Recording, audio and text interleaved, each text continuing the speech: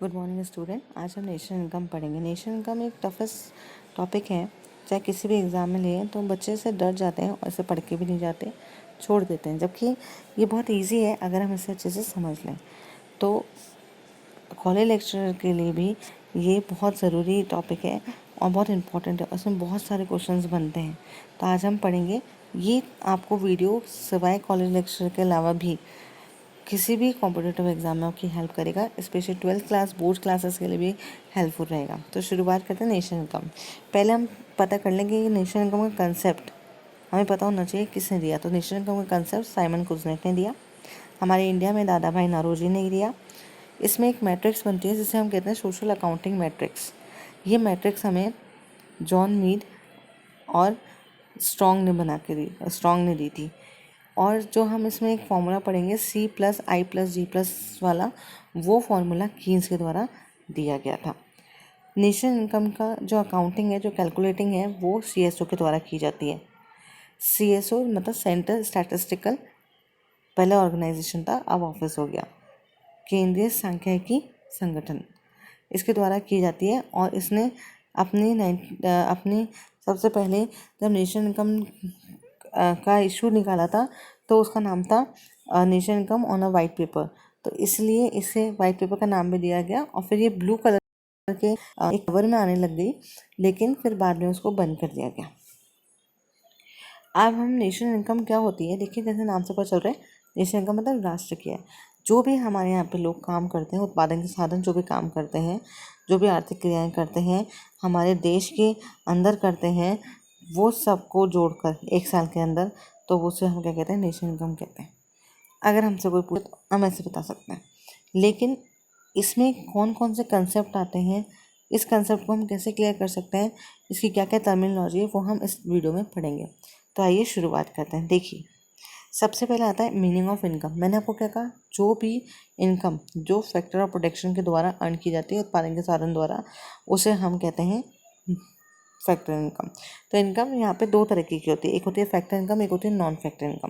Factor income वो होती है जो फैक्टर ऑफ प्रोडक्शन के द्वारा अर्न की जाती है। अब फैक्टर ऑफ प्रोडक्शन मतलब उत्पादन के साधन हमारे इकोनॉमी में चार हैं: लैंड, लेबर, कैपिटल और एंटरप्रेन्योर।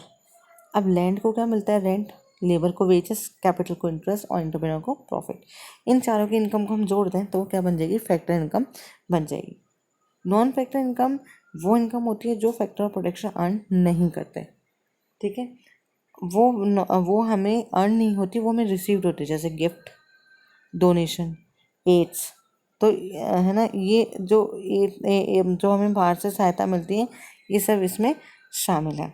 तो non factor income is never be the part of the national income, but factor income is the part of national income.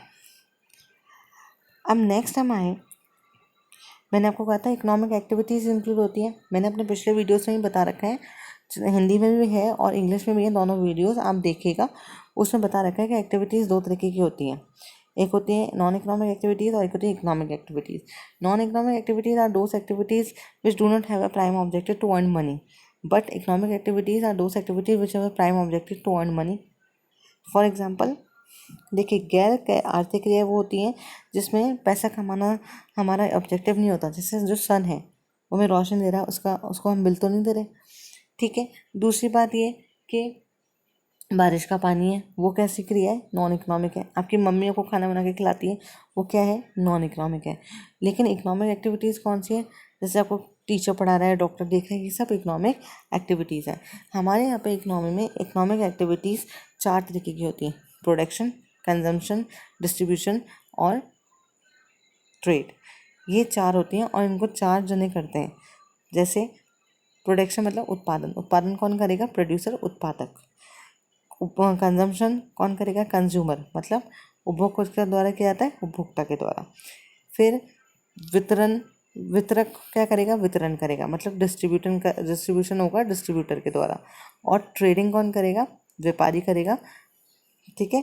तो ये जो चारों हैं ये इकोनॉमिक एक्टिविटीज़ करते हैं जिससे ही हमारी इकोनॉमी मूव ऑन करती है, एक स्मूथ फंक्शनिंग में रहती है। इकोनॉमिक एक्टिविटीज़ वो होती हैं जो हमारी इकोनॉमी को सुचारू रूप प्रदान करती हैं, एक स्मूथ फंक्शन प्रदान करती हैं।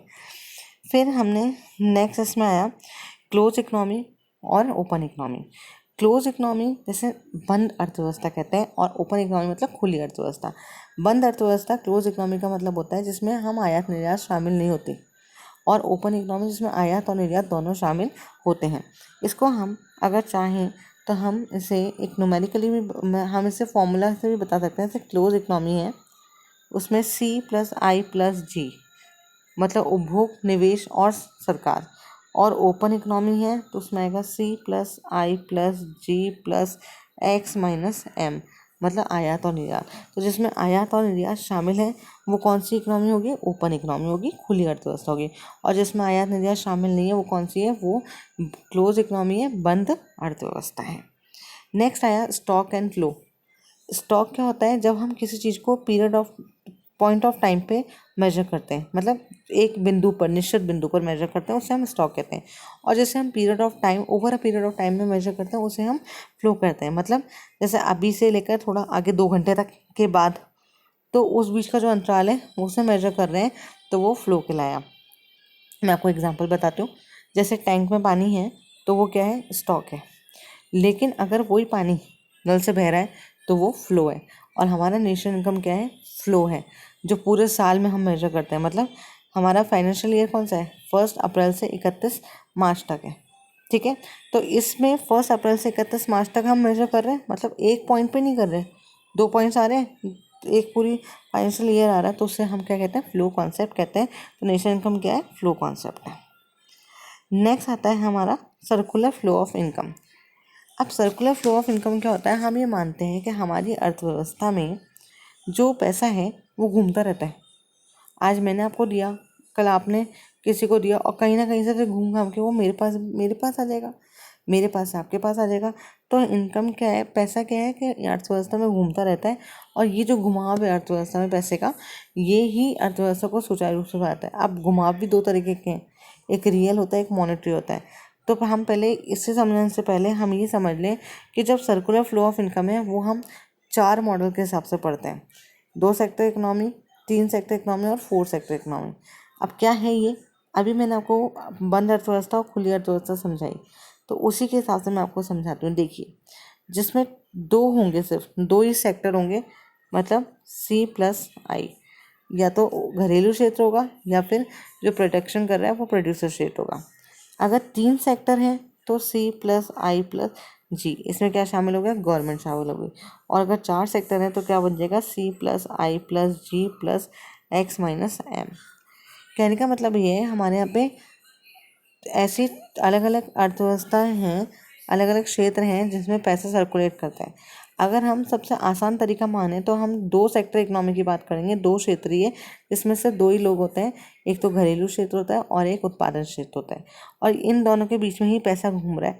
तो घरेलू क्षेत्र को मैंने C से बताया क्योंकि उसका काम है उपभोग करना, और उत्पादक क्षेत्र को I से बताया क्योंकि उसका काम है निवेश करना।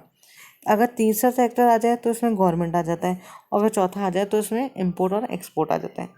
अब इसे हम पहले पढ़ने से पहले हम ये पढ़ लें कि ये रियल फ्लो और मनी फ्लो क्या होता है। देखिए, रियल फ्लो और मनी फ्लो मैं आपको एग्जांपल से ही समझा पाऊंगी। जैसे ये देखिए, ये डायग्राम, इसमें 2 ही सेक्टर ले रखे हैं। 2 सेक्टर कौन कौन से हैं? एक तो है हाउस होल्ड सेक्टर C, और एक है फर्म मतलब प्रोडक्शन सेक्टर I। दोनों ले लें। अब हाउस होल्ड का काम क्या है कि ये क्या करेगा? ये अपने फैक्टर ऑफ प्रोडक्शन इसको देगा। मतलब जो हाउस होल्ड लोग हैं, अभी इनका हमने बताया कि उत्पादन के 4 साधन होते हैं, तो लैंड कौन देगा इसको? ये देंगे अपने हाउस होल्ड, ठीक है। इसको लेबर कौन देगा? House hold. इसको कैपिटल कौन देगा? House hold. और इसको एंटरप्रेन्योर कौन देगा? House hold. तो ये जो फैक्टर ऑफ प्रोडक्शन है, ये इनको किसने दिए? हाउस होल्ड ने दिए। किसको? फर्म को। फर्म ने इसके बदले इसको क्या दिया? इसकी इनकम दी। जैसे लैंड को मैंने क्या बताया था आपको? रेंट देगा। लेबर को क्या मिलेंगे? वेजेस। कैपिटल को क्या मिलेगा? इंटरेस्ट। और एंटरप्रेन्योर को क्या मिलेगा? प्रॉफिट। तो ये पहले के हाउस होल्ड ने क्या दिए थे? हाउस होल्ड ने इनको उत्पादन के साधन दिए थे, और इन्होंने बदले में हाउस होल्ड को क्या दिया? इन्होंने बदले में हाउस होल्ड को दिया वो रेंट दिया, वेजेस दिए, इंटरेस्ट दिया और प्रॉफिट दिया। फिर क्या हुआ कि अब इनके पास ये सब आ गया। अब इनको खाने के लिए चीज़ें चाहिए, तो ये खाने के लिए चीज़ें किससे लेंगे? इनसे लेंगे। तो ये यहाँ पर आए और इन्होंने इन पर इनको खर्चा कर दिया, मतलब इनसे इनसे इनसे इनको पैसे दिए और बदले में इनसे क्या ले लिए, गुड्स और सर्विसेज ले लिए। अब ये आपको समझ में आ गया होगा कि हमने दो क्षेत्र लिए हैं, घरेलू क्षेत्र और उत्पादन क्षेत्र। घरेलू क्षेत्र ने अपने भूमि, लेबर और कैपिटल, पूंजी और उद्यमी, ये सब किसने दिए, हाउस होल्ड सेक्टर ने किसको दिए, प्रोडक्शन सेक्टर को। और प्रोड्यूसर सेक्टर ने इसको बदले में क्या दिया, इनकी पेमेंट दी, इनकम हुई इनकी, जैसे लैंड को क्या मिला, रेंट मिला, लेबर को वेजेस मिली, कैपिटल को इंटरेस्ट मिला और एंटरप्रेन्योर को प्रॉफिट मिला। फिर जब इनको पैसे मिल गए तो इन्होंने क्या करा, इन्होंने अब सामान भी तो खरीदेंगे, तो सामान खरीदने किसके पास है, फर्म के पास है। उन्होंने उनसे सामान खरीदा तो इन्होंने पेमेंट किया सामान का और बदले में फर्म ने उनको क्या दिया, गुड्स एंड सर्विसेज जो उन्होंने मांगी थी वो उनको दे दी। अब इसमें मैंने आपको बताया कि दो फ्लो हैं, रियल फ्लो और मॉनेटरी फ्लो। अगर जो हाउस होल्ड ने इनको लैंड, लेबर, कैपिटल, एंटरप्रेन्योर दिया, तो अगर इसके बदले में ये इनको पैसे नहीं देते और इनके बदले इनको गुड्स एंड सर्विसेज दे देते, जो सामान इन्होंने बनाया वही दे देते, तो वो रियल फ्लो होता। लेकिन इन्होंने क्या करा कि इन्होंने अपना फैक्टर प्रोडक्शन, मतलब अपने उत्पादन के साधन किसको दिए, प्रोडक्शन वाले को, फर्म्स को दिए। और जब फर्म को दिए तो फर्म ने बदले में इनको क्या दे दिए, पैसे दे दिए, किसके रूप में, लैंड को रेंट दे दिया, लेबर को वेजेस दे दी, कैपिटल को इंटरेस्ट दे दिया और एंटरप्रेन्योर को प्रॉफिट दे दिया। ठीक है। और जब इन्होंने सामान खरीदा तो उसका भी इन्होंने पेमेंट किया, किसने, हाउस होल्ड सेक्टर ने किसको किया, फर्म को किया, और फर्म ने बदले में उनको सामान दे दिया। तो ये सब जब जहाँ पैसा आ गया वहाँ पे कौन सा फ्लो हो गया, मनी फ्लो। और जहाँ पैसा नहीं था, काम के बदले सामान था, वहाँ पर कौन सा आ गया, रियल फ्लो। ठीक है। अब इसमें मैंने आपको बताया था ओपन इकोनॉमी में C+I+G+X-M आता है, तो ये ओपन इकोनॉमी का है। और मतलब ये इसमें सारा कुछ आ गया कि आपकी जो भी सेविंग वगैरह है वो आप फाइनेंशियल सेक्टर में डालोगे, वही है ना, वो फाइनेंशियल सेक्टर जो है बैंक्स वगैरह हैं वो फर्म को दे देंगी। फिर फर्म इन्वेस्ट करेगी तो इकोनॉमी का आउटपुट बढ़ेगा तो बाहर आयात निर्यात होंगे। तो वही सब बताया। फिर दूसरी चीज़ यहाँ गवर्नमेंट से बताई कि गवर्नमेंट दोनों से टैक्स लेगी। टैक्स लेने के बाद वो सारा जो खर्चा है वो इन दोनों के ऊपर करेगी। जैसे फर्म है, छोटी छोटी फर्म्स है, लोगों के पास पैसे नहीं है तो उनको सब्सिडी देगी। हाउस होल्ड में भी किसी के पास पैसा नहीं है तो उसको सब्सिडी प्रोवाइड करेगी। तो ये सारे काम इनके होंगे, तो ये सब इसमें शामिल है।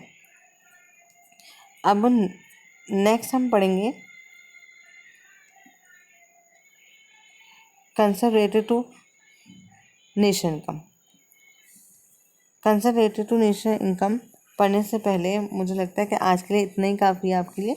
कल हम सारे कंसेप्ट पढ़ेंगे, जैसे हम डोमेस्टिक टेरिटरी क्या होती है, नॉर्मल रेसिडेंट क्या होते हैं, जीडीपी, जीएनपी, एनएनपी, एनडीपी, ये सब हम कंप्लीट करेंगे। आज हम यहीं तक ही करते हैं। दैट और this is all for today. I hope आपको अच्छा लगा होगा, समझ में आया होगा। अगर अच्छा लगे तो प्लीज़ कमेंट करें, वॉच करें और लाइक करें एंड शेयर करें एंड सब्सक्राइब करें। Thank you so much. कल के वीडियो में हम आगे का पढ़ेंगे।